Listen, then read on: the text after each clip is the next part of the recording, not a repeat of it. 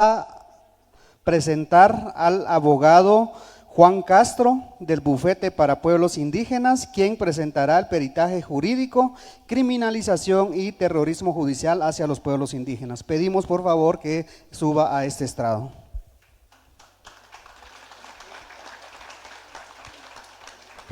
Es importante resaltar que el licenciado Juan Castro ha acompañado varias luchas desde el ámbito jurídico y hoy nos presentará un peritaje muy importante que nos ayudará a aclarar muchas dudas que tenemos. Por favor, licenciado, pase adelante. Le damos la cordial bienvenida a esta mesa y vamos a seguir con la misma metodología, en el cual vamos a presentar algunas preguntas generadoras y tendrá usted 5 minutos para responder a cada una de las preguntas. Al minuto 4 le informaremos para que vaya haciendo un cierre a este espacio. La primera pregunta, licenciado Juan Castro, es la siguiente. Apreciando su amplia experiencia en el acompañamiento de los pueblos indígenas en el campo jurídico, ¿podría usted exponerle al Consejo de Katbalsig y al público que nos escucha qué buscan los poderes estatales y privados con la criminalización y terrorismo judicial hacia las autoridades y pueblos indígenas? El tiempo es suyo. Muchas gracias.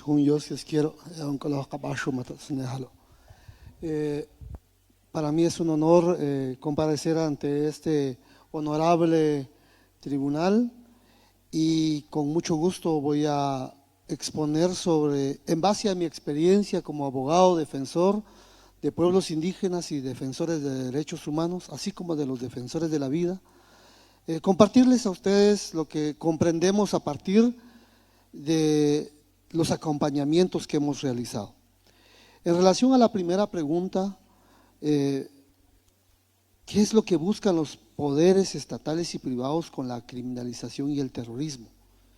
En principio, lo que van a buscar estas entidades y el Estado mismo, que entran en una suerte de contubernio, ¿verdad? Ellos se ponen de acuerdo y más adelante voy a explicar por qué.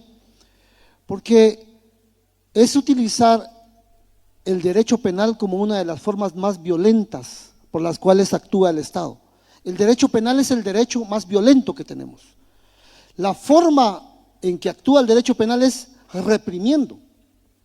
Lo que se busca es reprimir a toda forma de organización o a cualquiera que alce su voz o que vaya en contra de algunas de las disposiciones que se plantean.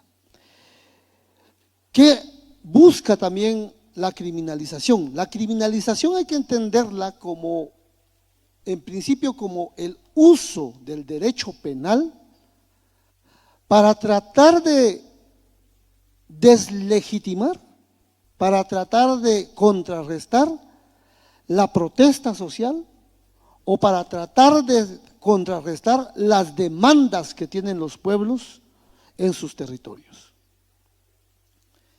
Cualquier intento de resistencia, cualquier intento de lucha de parte de los pueblos va a ser reprimida a través del derecho penal. ¿Y por qué? Porque es la forma en que actualmente los operadores de justicia buscan desarticular estas resistencias. Durante la guerra, la forma era desaparecer a la gente. Durante la guerra, la forma era el genocidio. Durante la guerra era un peligro exponer o ser disidente al Estado. Ahora, la forma de reprimir, la forma de anularte civilmente es acusándote de ser un criminal. Y para eso utilizan. ¿Y cómo logran esto? ¿Cuáles son los factores que permiten el uso del derecho penal? Vamos a utilizar como uno de los factores la estigmatización. ¿Y en qué consiste la estigmatización? La estigmatización va a ser una forma de perfilar a un enemigo, al enemigo del desarrollo. Los pueblos que no estamos de acuerdo con las hidroeléctricas somos enemigos del desarrollo. los pueblos que no estamos a favor de la extracción minera somos enemigos del desarrollo. Somos grupos criminales y actualmente somos terroristas. ¿Y cómo se difunde la estigmatización? Para eso se utilizan los medios de comunicación. Los medios de comunicación y las redes sociales van a jugar un rol importante porque generan un prejuicio. Yo estuve defendiendo a dos jóvenes que protestaron contra las reformas a la educación media que tenía que ver con el magisterio, eliminar el magisterio, y el juez decía, tienen que quedarse en prisión preventiva porque por culpa de ustedes que salen a protestar en las calles, uno llega tarde al trabajo. Por culpa de ustedes que salen a protestar en las calles, se calientan los motores de los vehículos. Entonces tenemos que poner un ejemplo, tienen que irse presos. O sea, el razonamiento del juez no tenía nada que ver con los hechos que estaban sucediendo, sino él ya tenía un criterio formado, un prejuicio que estaba elaborado en su mente, derivado de lo que él escucha a través de los comunicadores, periodistas. Lo mismo nos decían cuando criminalizaron a uno de los miembros de este honorable tribunal, Abelino Chu. Yo recuerdo muy bien cuando pedimos la medida sustitutiva en enero de 2018. La gente llegó a solidarizarse afuera con Abelino y el juez Arteaga dijo, escuchen a la gente, están gritando allá afuera, entonces es un líder. Y si es un líder hay que dejarlo preso porque si sale a la calle va a ir a organizar a la gente. El prejuicio ya está creado, somos líderes, somos disidentes, estigmatizados, opositores que merecemos ser denominados y procesados como criminales. Esa es la forma en que funciona y para eso sirve el derecho penal. Pero ¿por qué protestan las personas y las comunidades? Protestan porque hay problemas. La gente no protesta. Cuando uno tiene un dolor en el cuerpo, es porque el cuerpo le está diciendo que algo malo está pasando. ¿Sí? Si hay protestas sociales, porque hay problemas. Y los principales problemas que vamos a encontrar en Guatemala, uno va a ser un problema estructural, tiene que ver con el reconocimiento de nuestros territorios. Y cuando hablo del territorio, hablo del concepto amplio del territorio. El territorio es el espacio donde nosotros tenemos nuestras tierras que las cultivamos, donde desarrollamos nuestra cultura, nuestra espiritualidad, nuestros idiomas. El territorio es ese espacio donde convivimos con otros seres vivos, donde saludamos el fuego, donde saludamos el agua, donde el agua son nuestros hermanos y nuestras hermanas mayores, donde los cerros son sagrados, donde los otros seres vivos son tan importantes como nosotros lo somos. Ese es el territorio. Y cuando no se comprende esa concepción de territorio, cuando esos otros elementos y otros seres vivos solo son vistos como cosas apropiables, explotables, entra una ruptura de la forma de organización y de la forma de vida y convivencia con otros seres vivos. Esa ruptura no la comprende el Estado ni la comprenden los empresarios. ¿Sí? El nivel de consumo de la humanidad, entonces todos los demás seres vivos estamos sujetos a la explotación del otro ser vivo sin que sea observado como tal, como un ser vivo, como un sujeto de derecho le llamamos ahora. Gracias, licenciado. También quisiéramos preguntarle cuáles son los delitos que más se imputan a las personas y comunidades indígenas que luchan por la defensa de la democracia, sus formas organizativas propias, el territorio y los bienes comunes. Bueno, ampliamente lo desarrolló mi antecesor, Leocadio Huracán, a quien le mando un fraternal abrazo y mi solidaridad por la criminalización que ha sufrido, pero miles de comunitarios en este momento están siendo acusados de usurpación agravada. Somos invasores de nuestras propias tierras. Somos invasores de las tierras que hemos conservado, que hemos defendido, que hemos cultivado, de nuestras tierras que son sagradas y que han sido siempre nuestras. Esa es una de las principales delitos que van a ser utilizados. Este delito de usurpación agravada fue reformada en 1996 en el marco de la firma de los acuerdos de paz y en el gobierno de Álvaro Arzú. Es un delito que quedó tan amplio que cualquiera, ahorita si no tuviéramos autorización de este lugar por estar aquí, seríamos usurpadores. ¿Sí? Es decir, cualquiera puede ser usurpador acá y es muy fácil para el Ministerio Público distinguir a los pueblos indígenas y les preguntan, ¿usted tiene un título de registro de propiedad y me acredita usted que es el dueño de la tierra? Obviamente muchas comunidades indígenas hemos poseído esas tierras históricamente y no contamos con esos documentos. Entonces, técnicamente ya somos usurpadores. Miles de conflictos, y por eso llamo a esto uno de los problemas estructurales. No se va a resolver este problema estructural utilizando el derecho penal, porque generamos muchísimo más problemas haciendo desalojos de quienes consideramos usurpadores. 2017, Laguna Larga fue desalojada, acusada de usurpación de áreas protegidas en el Petén. Casi 8 años después todavía siguen en la zona de adyaciencia sin habérsele resuelto su derecho a la vivienda, su derecho a la tierra, su derecho a la educación, su derecho a la salud, porque el problema de un desalojo no tiene que ver nada más con que ya sálganse del lugar, tiene que ver con las implicaciones de otros derechos que tienen que ver. Otro de los derechos, de los delitos que van a ser utilizados con frecuencia es la asociación ilícita.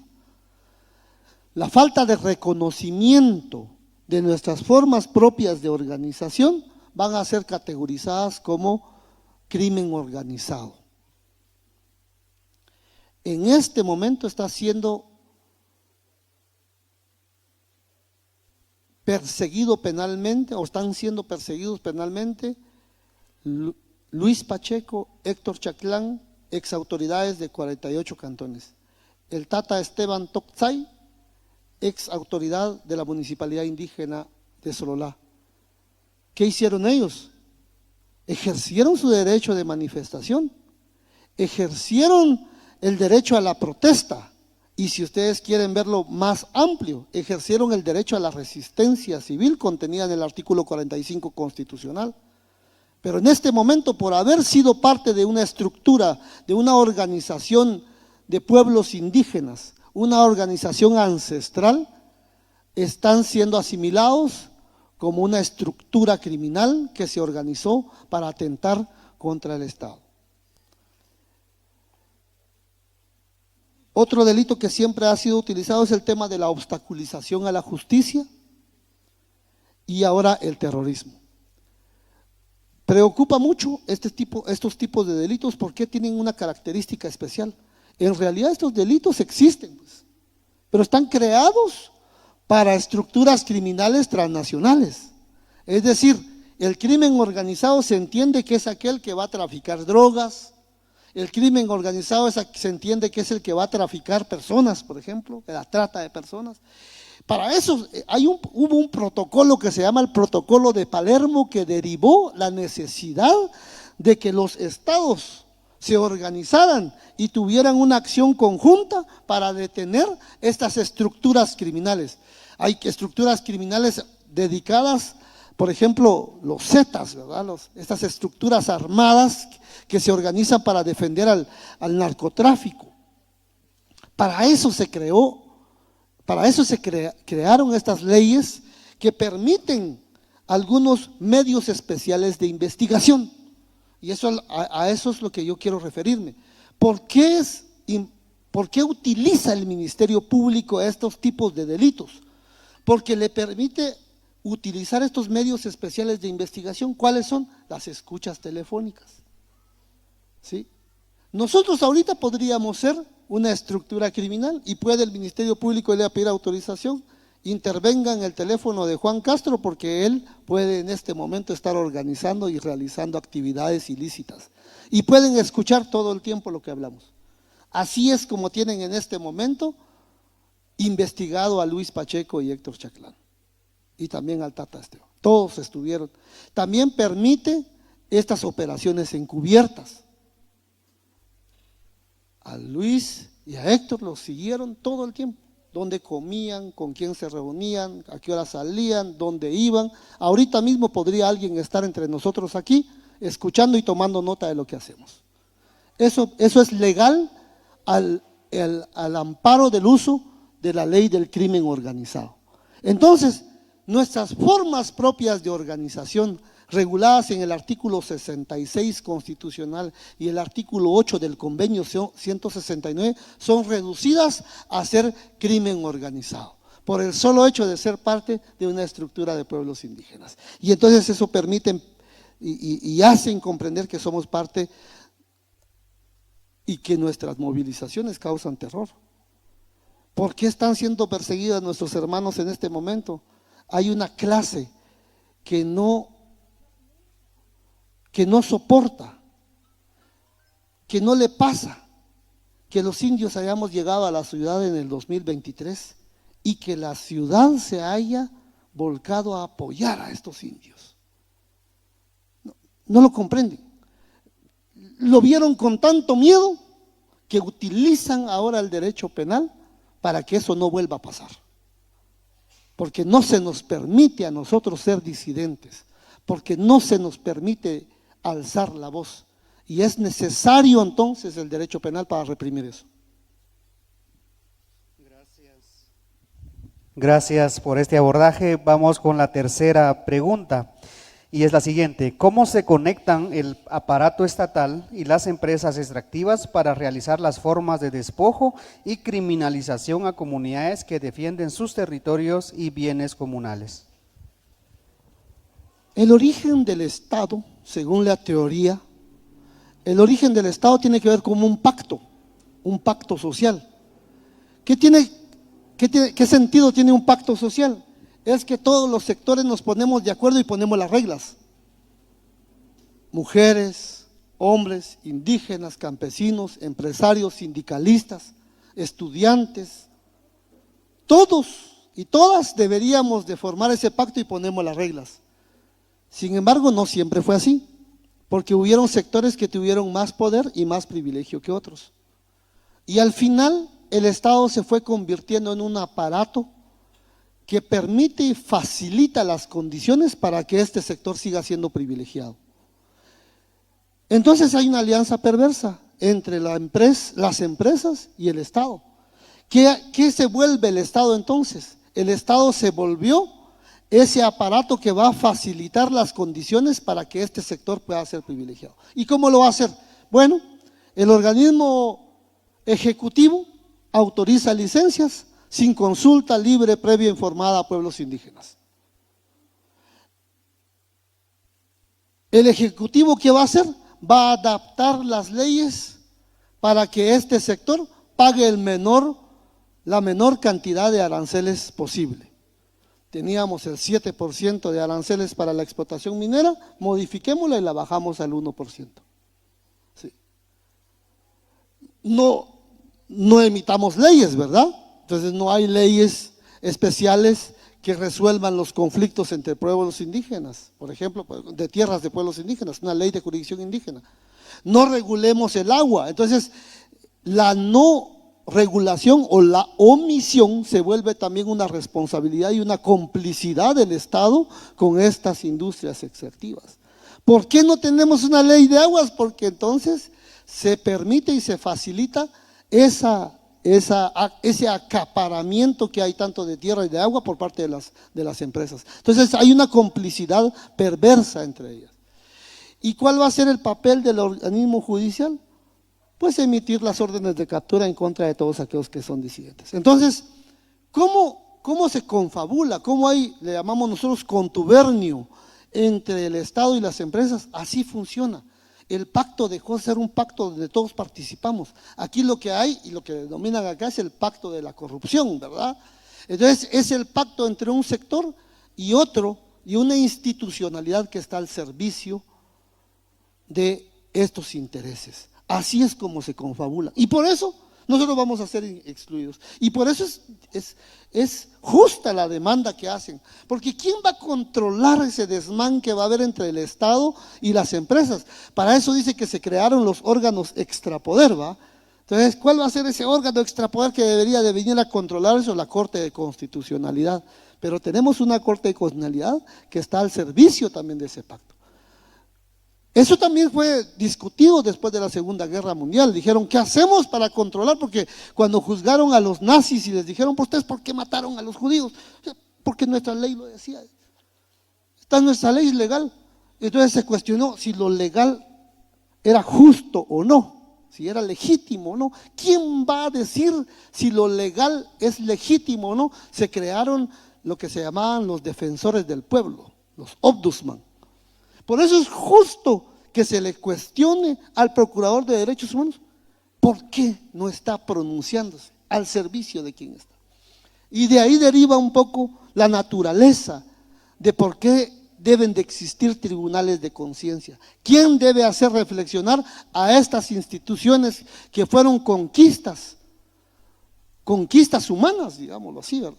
Pero que están siendo cooptadas en este momento? Entonces, esas son las reflexiones que dejamos a este honorable tribunal, al que con mucha alegría me permito saludarles, y esperando que el pronunciamiento de ustedes sirva para hacer reflexionar y generar conciencia en todos y todos aquellos operadores de justicia y en la ciudadanía principalmente, que somos parte también de este Estado. Muchas gracias.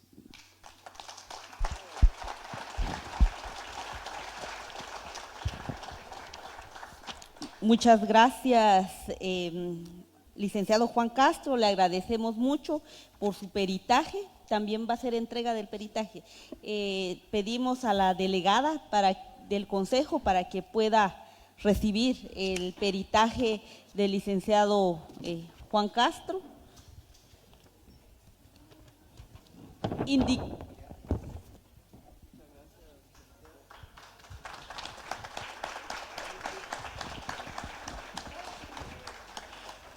Honorable Consejo, testigos, tal vez comentarles que tenemos tiempo. Entonces, vamos a ir adelantando otros peritajes que tenemos. Y bueno, también decirles de que afortunadamente nuestros peritos 7, 8 y 9 están también de acuerdo en que podamos adelantar, digamos, el tiempo. Entonces, continuamos, por favor, licenciado Miguel. Muchísimas gracias al licenciado Juan Castro.